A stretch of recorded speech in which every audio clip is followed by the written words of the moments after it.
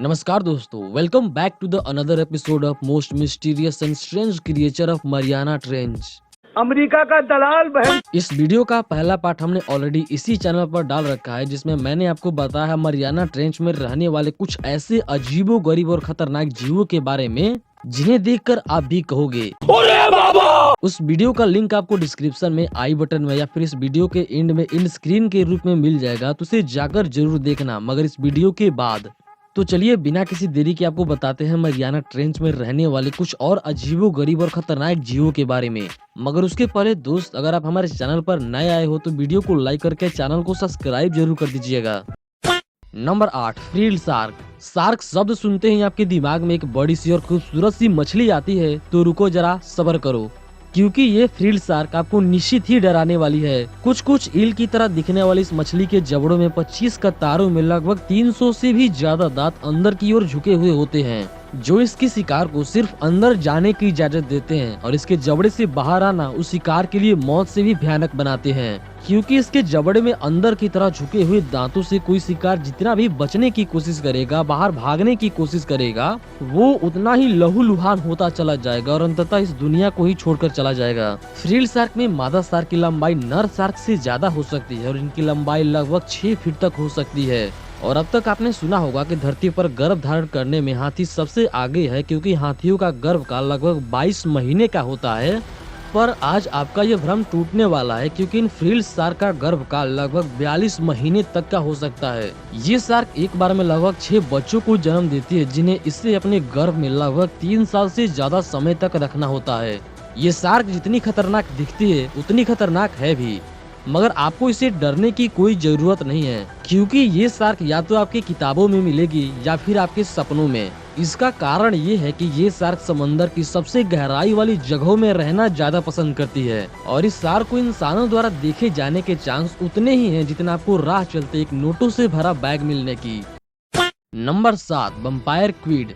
लगभग 2000 से 3000 फीट की गहराई में रहने वाला ये जीव, जो कुछ ऑक्टोपस की तरह दिखता है, ये जीव बड़ा ही अजीब किस्म का है। ये अपने भोजन का पता लगाने और उन्हें पकड़ने के लिए अपने 8 भुजाओं पर लगे तंतुओं का इस्तेमाल करता है। साथ ही इस जीव के पास भी खुद की बायोल्यूमिनेसेंट प्रकाश होती है, जो जीवों को अपनी ओर आकर्षित और उन्हें डराने के लिए भी इस्तेमाल की जाती है। जब इस जीव को खतरा महसूस होता है तो ये अपनी 8 भुजाओं को खोलकर अपने अंदर से एक बायोल्यूमिनेसेंट लिक्विड फेंकता है, जो कि हमला करने वाले शिकारी से चिपक जाता है और एक तरह की रोशनी छोड़ता है। इस रोशनी के चकाचौंध में शिकारी डर जाता है या फिर कुछ देर के लिए भटक जाता है, और इतना समय इस जीव के लिए काफी होता है अपने शिकारी से बचने के लिए, उससे दूर भागने के लिए। Number 6, telescope octopus. समंदर के गहराई में ये ऑक्टोपस किसी जादुई जीव से कम तो बिल्कुल नहीं लगता। ये दिखने में कुछ ऐसा लगता है कि किसी परी कथा से कोई जीव बाहर आ गया हो। समुद्र में 2 किलोमीटर जितनी गहराई तक पाया जाने वाला ये ऑक्टोपस काफी हद तक पारदर्शी है। इनके शरीर में इनकी आंखें और पाचन तंत्र को छोड़ दिया जाए तो ये पूरी तरह से पारदर्शी होते हैं। ये ऑक्टोपस साइज में 20 सेंटीमीटर तक हो सकते हैं और ये अपना अधिकांश समय पानी में भोजन की तलाश में बहते हुए बिताते हैं। Number 5, बैरली fish. अपने आकार में 15 सेंटीमीटर जितना बड़ा ये बैरल फिश समुद्र की उस गहराई में पाया जाता है जहाँ सूरज की रोशनी भी फीकी पड़ जाती है, और ऐसी जगह पर रहने के चलते जहाँ सूरज की रोशनी ना के बराबर ही पहुँचती है, इनकी आंखें लाइट को लेकर बहुत ही ज्यादा संवेदनशील होती है। इस अजीब से दिखने वाली मछली की आंखें ऊपर की तरफ होती है और इनका सिर पारदर्शी होता है। अपने अजीब सी आंखों वाला ये जीव ज्यादातर समुद्र के जेलीफिश को ही खाना पसंद करता है। Number 4, ping pong tree sponge. Diwali के सजावट से दिखने वाला ये स्पॉन्ज निश्चित ही एक मांस खाने वाला प्राणी है, जो कुछ एक पेड़ की तरह भी दिखता है, और ऐसा लगता है कि पिंग पोंग गेंदों से ढका हुआ है। जैसे ही कोई छोटा सा कीड़ा इन स्पॉन्ज को छूता है, ये स्पॉन्ज उनके शरीर पर किसी बाल की तरह चिपक जाते हैं, और धीरे धीरे ये सारे स्पॉन्ज मिलकर उसे पचाना शुरू कर देते हैं। इन स्पॉन्ज में प्रत्येक कोशिका एक अमीबा की तरह कार्य करता है और फोटोसिंथेसिस का प्रयोग करके और शिकार के एक छोटे से हिस्से को एज अ विटामिन लेकर जिंदा रहता है। ये ठीक कुछ वैसे ही काम करते हैं जैसे धरती पर insect plant. Number 3, comb jelly. Comb jelly bioluminescence कॉन्गो से ढकी होती है, जो इसके जिलेटिन के शरीर को एक सुंदर सी झिलमिल से इंद्रधनुष जैसा बनाता है। मरियाना ट्रेंच की गहराई में ऐसी सैकड़ों प्रजातियां पाई जाती है जिनका साइज 1 इंच से 1.5 मीटर के बीच तक हो सकता है। ये कॉम जेली जितनी खूबसूरत दिखती है उससे कई गुना ज्यादा खतरनाक है। इसे भूख लगने पर ये दूसरे कॉम जेली को भी खा सकती है। नंबर 2, पिंक सी through Fantasia.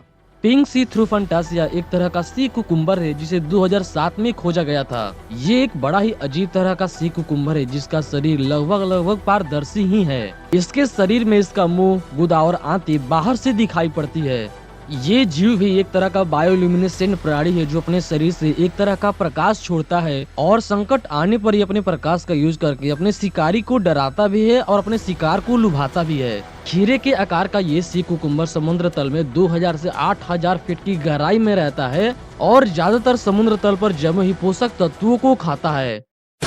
Number 1, fangtooth fish. इस मछली को देखकर ऐसा लगता है कि किसी डरावनी फिल्म से निकलकर बाहर आ गई हो।